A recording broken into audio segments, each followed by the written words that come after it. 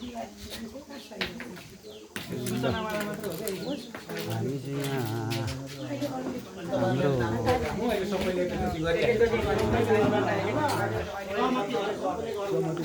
एउटा हाइड्रो पावरको विषयमा कुरा गर्नको लागि वडा कार्यालय आएका छौँ। यो हाइड्रो पावरको विषयको कुरा चाहिँ के हो भने हाम्रो चाहिँ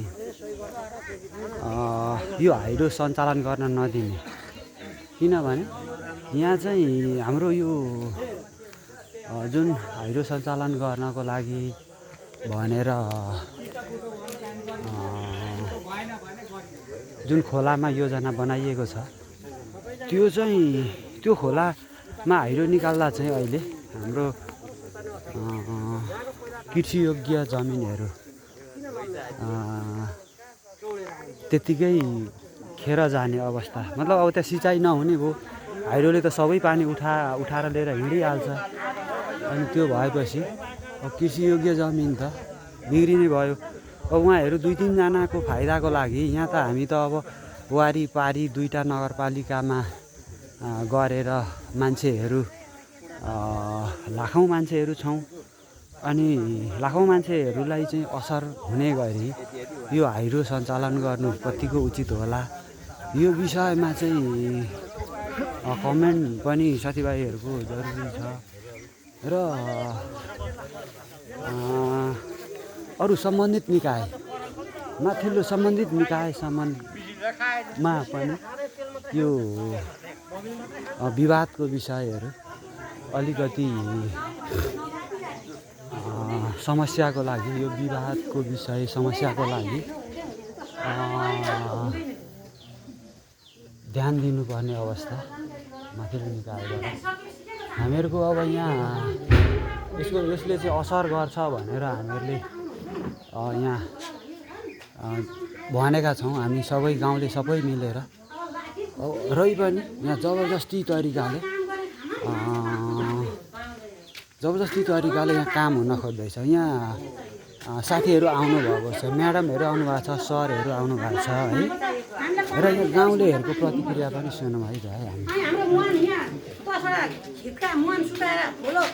एक लोटी पाएर उसलाई एकजना व्यक्तिलाई सम्पत्ति चाहियो भनेर बेच्न, यहाँ खोलो बेच्न पाउँछ त? हाम्रो प्रकृतिले दिएको सुन्दर सम्पत्ति हुँदैन। खोलो बेचेको, यहाँ खोलो बेचेको त सबको माग यही हो, सबको माग यही एउटै हो। सकेसम्म अब यो मिटिङ यतिलाई नै बन्द गरेर अर्को पल्टदेखि यो मिटिङै नबस्ने, ताकि यो हाइड्रोको चाहिँ कामको बारेमा चाहिँ डिसमिस क्या त्यो तरिकाले अगाडि बढ्ने होला सबैजना। त्यसरी अब 2-4 जना तपाईँहरू धनाढ्य मान्छेहरूले जबरजस्ती गर्ने कोसिस नगर्नु होला, यो चाहिँ अनुरोध गर्न चाहन्छु है।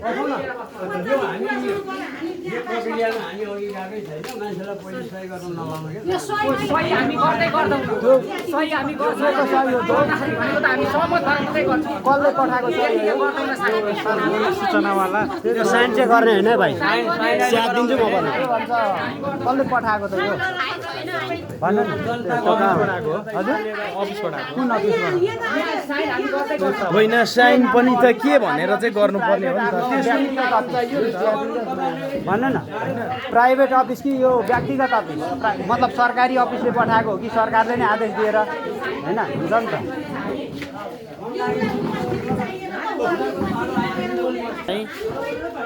अन्धकारमा बस्नुपर्ने यो यत्रो खेतीयोग्य जमिनहरूलाई चाहिँ सुक्खा बनाएर हामी के यहाँबाट उठेर जानुपर्ने कि के?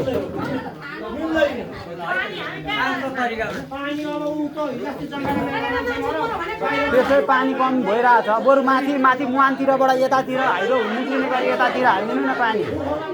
पानी छ त माथि, यहीँ चाहिँ किन आउनु पर्यो?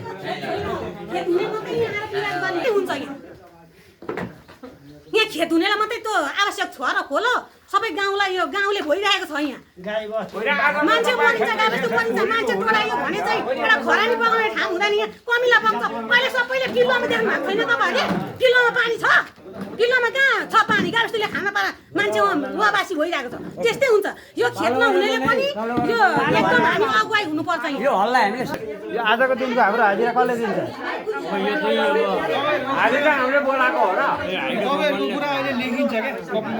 होइन आजको दिनको हाम्रो हाजिरा चाहिँ कसले दिन्छ हामी काम गर्ने मान्छे हजुर आजको दिनको हाम्रो हाजिरा चाहिँ कसले दिन्छ हामी काम गरी खाने मान्छे भन्नु त